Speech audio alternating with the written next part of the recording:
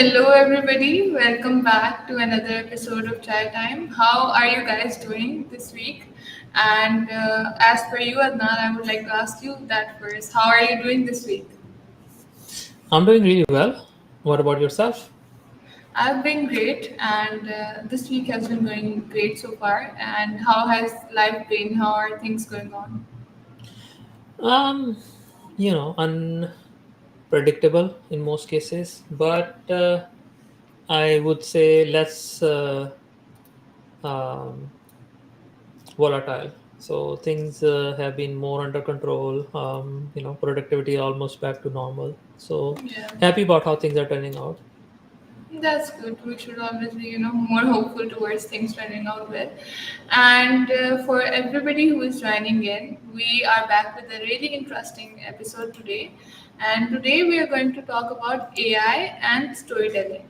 So that is something I believe every one of you guys is very intrigued about. So we're gonna just dive right into today's episode.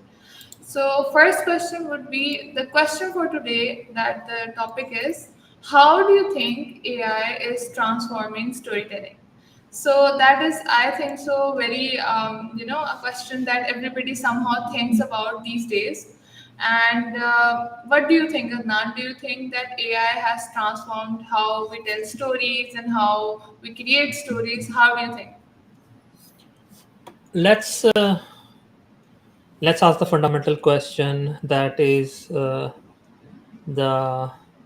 precursor to that, which is what is storytelling? What Yes. exactly is because everybody know the term storytelling, everybody kind of sort of think, but I think often what happens is that we get engaged way too much in the how um, things are being done rather than what a thing is. So let's think about storytelling for an instance. I think storytelling to me personally is um, about being human. Who are we? What are we? Where did we come from? Where are we going? I mean, that's a fundamental question that everybody's um, asking all the time without knowing about it, right? And when it comes down to storytelling, it's about finding the missing pieces of this question about self identity and fitting it into how you see yourself, right? So we know something about ourselves, but then we hear a story and we're like, oh yeah, this is something I can relate to, this is something I understand, True. and this is the piece of my missing identity that um, I want to integrate into my identity. To give an example of that would be, you wouldn't be able to relate to, let's say that if an ant, from an ant hill crawled to you and started telling you about all the activities that ants perform, you would find it fascinating, but at the same time, you wouldn't be able to relate to it at all. You wouldn't find it, True. um, you wouldn't even think about it as story. You would think about, okay, a creature doing some routine, right? And it's not part of your identity. You can't relate to it. It's not anything that you can imagine yourself um, being related to. And the reason I brought this up before diving into how AI is transforming storytelling is so we can understand what storytelling is. Storytelling is about being human. Storytelling is about being having an identity as a human. And when it comes to artificial intelligence, uh, what has artificial intelligence done that is changing storytelling? Now, when you're hearing a story, there is always a assumption at the back that it is being told by a human. Always. You cannot find a single story ever being told that either it directly has a protagonist as a human, or a narrator as a human, or a human has to be involved somehow. There can't be a story which has no human and you'd be able to. I've actually read a story that has no humans at all, right? It's about a conscious planet, conscious planet, if you can believe such a thing, that is made of plasma. and the interaction between the planet and its siblings, and so on and on, right? And it's a crazy story because you can't imagine any of these things. That you can't be made of plasma. You can't understand interaction between plasma, what that interaction will look like. But the narrator was a human at the end of the day, right? Because without a Yes. human who can bring a story that is not from your realm to your realm, you need a human, as an intermediary who can, kind of bring it into human language and make it relatable. AI has done a lot of things, right? And AI is, of course, like, is now a much bigger thing than it used to be. But I think, from creating virtual worlds, completely, planets that um, don't exist at all, from bringing, or transporting us into, in movies, in TV shows. It has rapidly changed what it means to storytell, both visually, but also in terms of what is imaginable.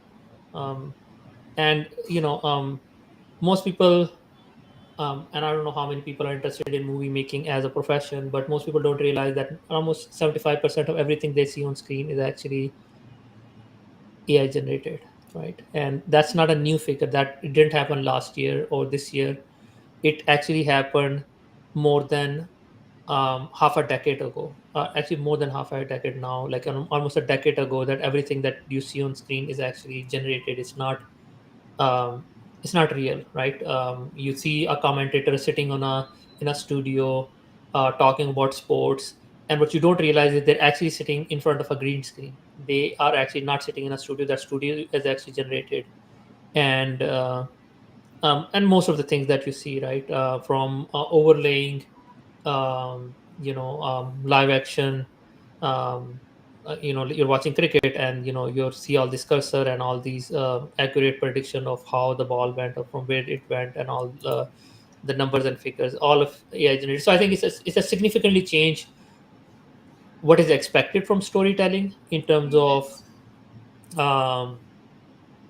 um, visual appeal, visual fidelity, and um, um, also the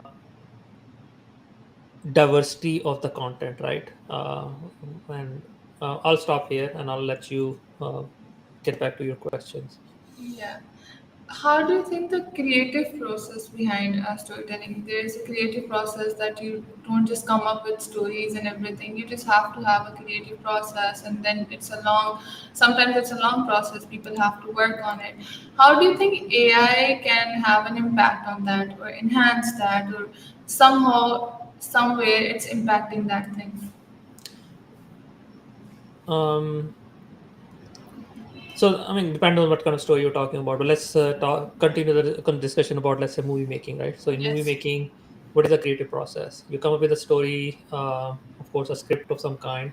You do some Yeah. storyboarding, which is basically finding scenes or images that relate to the thing that you want to do, and Mm. then um, getting the crew together, showing them that, and every team kind of like trying, going and coming up with things that can integrate. Now, it has already changed rapidly, right? Even in front of our own eyes, in the last 3 4 years, that rapidly changed, right? So Yes. traditionally, storyboarding used to be a long and painstaking process where you would Yes. go and find a whole bunch of image from different image galleries and stock sites. Now these days, it's actually not necessary, nor is it done, right? You just sit in front of a model and you type stuff, and it will generate some images that kind of sort of give you the mood and the vibe that you're looking for, but also the kind of props, the characters that you want to display. So it has significantly shortened it, but also made it a lot more accurate. So you don't have to try to fill in too many of the blanks. It almost gives you a clear idea of what that production is supposed to look like. Let's talk about book writing, right? So Yeah. believe it or not, like around 6 years ago, we tried to pitch this idea that, oh, all the book covers, and at that point it was completely unimaginable, will be AI generated. And a whole bunch of artists laughed at us and really were not very nice to us about it. And today it actually is true. I would say 90% of all book covers are AI generated, and the number is increasing to a point that it's gonna be almost unimaginable of a title, a cover title that is not AI generated. All characters, all props, all backgrounds, everything is in books is almost shifted towards that, because it is so much convenient and also so much easy to um, for the writer themselves to do that, right, without having to recruit an artist, pay them, and go through multiple revisions. They can do all on their own. So that has rapidly changed, and I think these things, small things, will continue to happen. It's Yes. going to be an ongoing thing, Yes. and we'll continue to see that.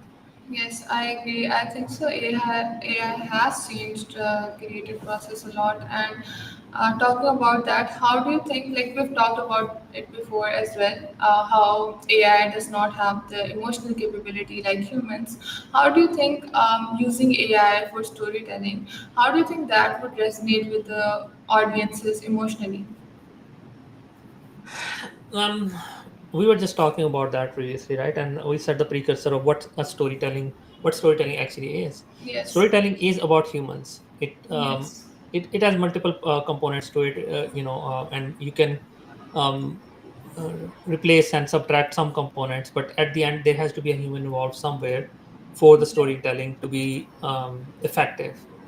Now, I think what you're thinking more in terms of, can you generate an entire story that is completely AI written and have it something, have audience or reader relate to it. I Yes. think yes, you can, and the reason for that is, as long as the characters are humans and they have plausible human actions, emotions, routines, people will be able to relate to them, right? The problem will come. Um, so writing is a profession for a reason. Anybody can write words. Anybody can put sentences together. Majority of the fiction writers, good fiction writers that are notable historically, not who's winning an award today, but rather somebody who has stood the test of time, became good writers in their 40, 50s, in their later age, not in their younger age, right? Contrary to what people would have you believe. And there's a very big reason for that. Why doesn't it happen in early age? Because understanding the resonation um, um, is not something that we intuitively have in the early years, right? It takes a while to really become um, to resonate with um, the how humans are, what works, what doesn't work, but also learning all the different um, very subtle but very complex differences between um, what is how to really put them in the mood without being obvious, right? And the reason I get into that and talk about that is, in order to be a good storyteller, you have to have lived a life. Yes. You have to have lived a life. If you haven't lived a life, then it's very difficult for you to become a good writer, right? And that's something that most young people struggle with, because they don't have the they think that they know about a lot of things, but they actually haven't lived through them. And if you The haven't lived through them, then it's hard. experiences. Yeah. Yeah. And can AI create a story that is believable? Yes. Can it can it create a great piece of art that will stand the test of time? Not without a superhuman supervisor, right? So AI can really Yeah. help with the narration process as an Yeah. assistant. It cannot. be on the steering wheel. The reason for Yes. that is that it takes a great discriminator, to understand, differentiate a great story from a mediocre one, right? And the differences are often very subtle. They are not obvious. They are not easy to discern. So I think it can help as a on the on a side seat. It is definitely a great tool in an artist or a storyteller's arsenal. Yes, I also agree because if you were to use any AI tool these days and you were to ask it to write a scene or something, I don't think the scene that they come up with is very, either relatable or emotionally or in other ways it's that believable. Otherwise, you can use it for like narration, as you've mentioned. You can use it for writing something, but I think so humans bring that emotional element to it as well. And with that, I wanted to ask about something that I think so our product is about as well. What sort of new technologies do you think AI has brought into storytelling, and what sort of new storytelling techniques has AI brought in? Has AI, so the first question would be, has AI brought any new storytelling techniques?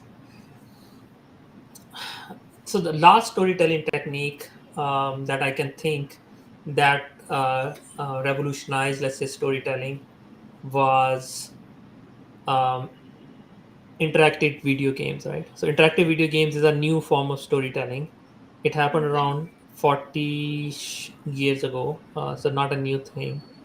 AI has significantly contributed to it, and um, I think that's something we can be confident that it will continue to contribute to. Can AI come up with a completely brand new storytelling technique?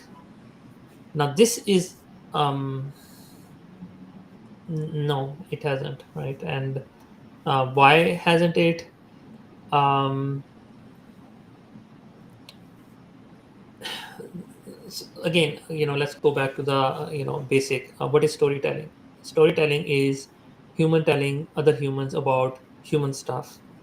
AI is not human. AI is kind of a co-pilot, as um, um, a minion that can do a lot of things for you, Yes. a lot of repetitive things. What it can't do is come up with a brand new medium for storytelling. Even humans can't come up with it that easily, right? So Yeah. we'll see. I think for me, the next storytelling technique probably will have something to do with interfacing directly with the brain in one way or the other, and um, again, it's in the pipeline, or more like a pipe dream. More, so we'll see when and how it happens, and if AI contributes to that. Um, but um, uh, no, AI has not come up with a new storytelling technique. Unfortunately, it has Okay. contributed significantly to existing ones. Yes. Yeah. And I think so Opus is also a contribution to that as well. Because So we for us, like, if we want to talk about our we are very passionate about storytelling in general, right? And the reason yeah.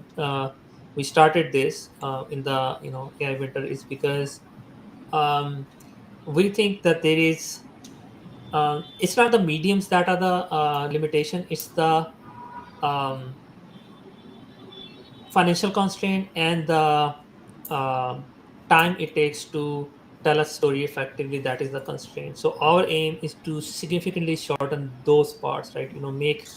Um, make it so easy to create a video game or create a movie that you don't even think about it in most cases, right? In terms of that, how much it's gonna cost, or you're like, okay, I have a great story to tell, I'm gonna go and tell it, and let the people who want to learn about that story decide, right? So that's our ultimate uh, goal. Now, sorry, I'm gonna take 10 more seconds of your time. In order to uh, as a person who has done a lot of things, often when you make these leaps and bounds to um, fix a lot of problems, you may end up coming up with completely new inventions, not because you wanted to, but simply as byproducts. And we have come up with quite a few things that we think are going to change. things, but that is not our ultimate goal, right? Not But rather the ultimate goal is to make storytelling um,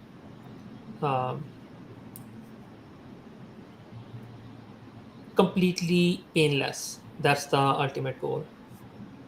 Okay, yeah, that's understandable. And as you mentioned before, that the main focus of storytelling is humans, or it's the main element of that. How do you think AI-driven storytelling or AI would change the future of human storytellers? Because we now see that a lot of humans, it has always been about humans. So how do you think it's going to change that in the future? Where is it going? Where is it going? For us, where it's going is storytelling uh, is a fun thing to do. More like a um, um, we come from a culture of storytelling, right? And I remember, I think things have changed significantly even where I'm from, but it used to be a normal thing, right? We telling, sitting together as a family or as a group of friends, and just um, telling stories, right? Projecting these um, stories in each other's head, just talking about these things. And unfortunately, with the advent of technology, and a lot of things have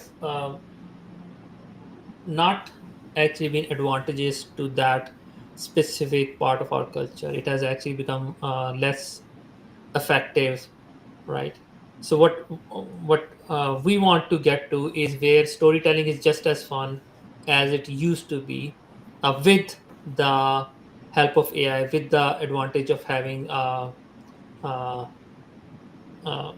technological component to it, not making it where all the storytelling is being driven by either political agendas or by big corporations based on what sells to the masses, right? So that's the part that we want to um, democratize to a point where even the smallest appeal a story has is able to reach the audience that it deserves.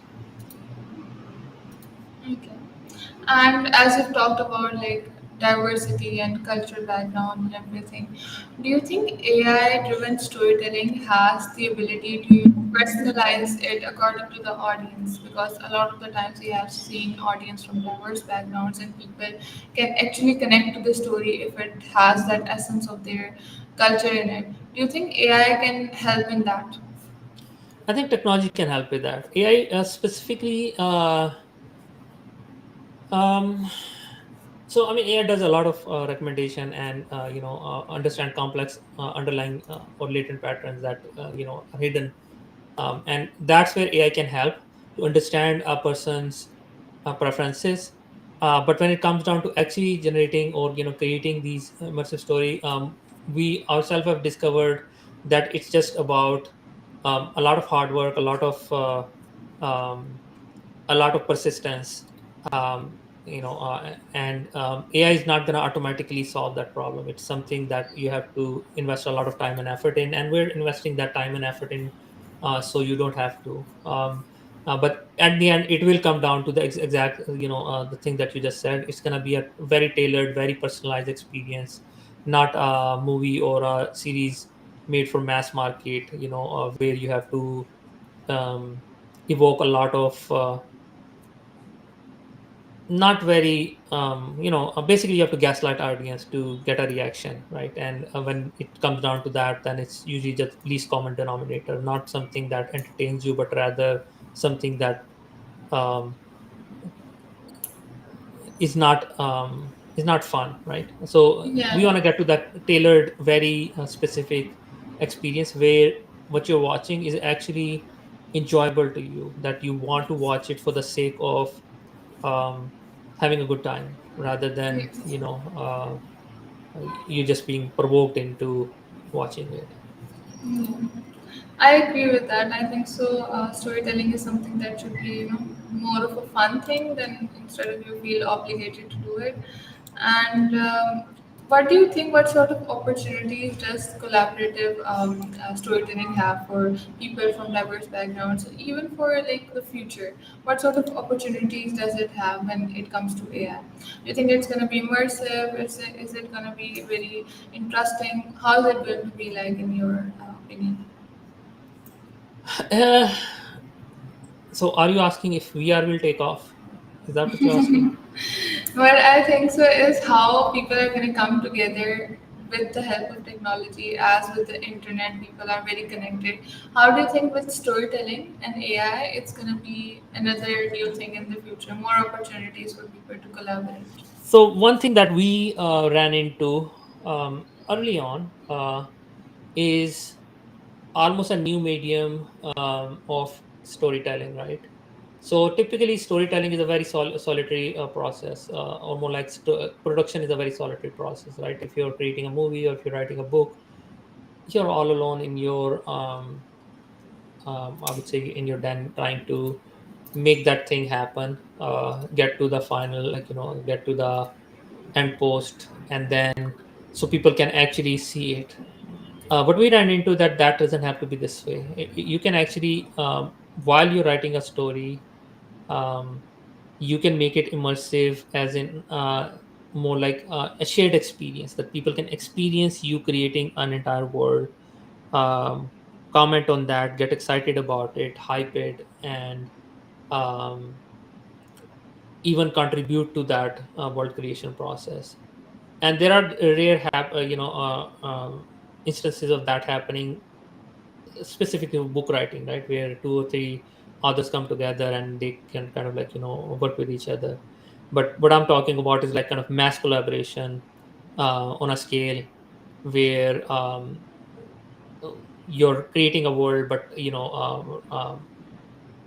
ordinary people are jumping in and watching it, and kind of grabbing the popcorn to see it happen, right? So that's something I think has a lot of potential. Of course, it's not being done today, right? That's like a very opus thing. Um, but that's what I think um, is one thing that I'm very excited about. But I think that's going to be the future of storytelling as a whole, right? Because once you get into that process, then you can't go back and do the um, solitary storytelling thing. So that's something that I think is gonna be a future of storytelling.